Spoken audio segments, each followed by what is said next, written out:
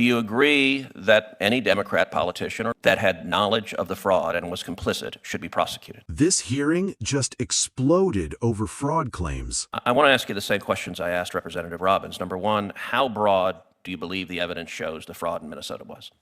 It's easily in excess of $30 billion when you take everything into account. You've got all of these NGOs, you've got nonprofits, you've got county money, you've got city money, you've got CCAP money, you've got another thing called Great Start. So there are all these piles of money that factor into the fraud. I don't know that anybody can ever determine an exact number, but I kept telling the U.S. attorney when he came out, he said, you got to get your number up, you got to get your number up, and he did. He kept ratcheting up the number, and I kept saying, you got to be at least at $30 billion.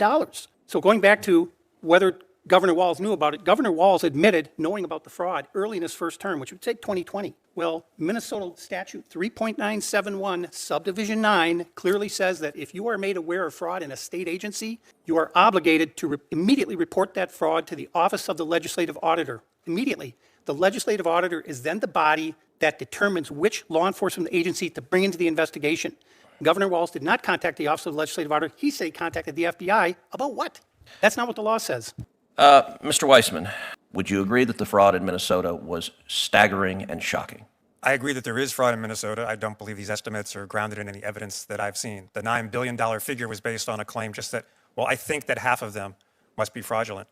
I just heard a comment just saying, boost the number up.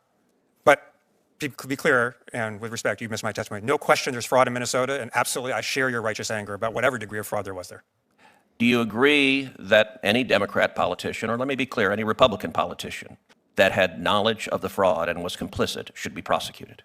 I'm not sure what they're being prosecuted for, but also in my testimony, I described also outside of Minnesota the manifold ways that this administration is enabling fraud.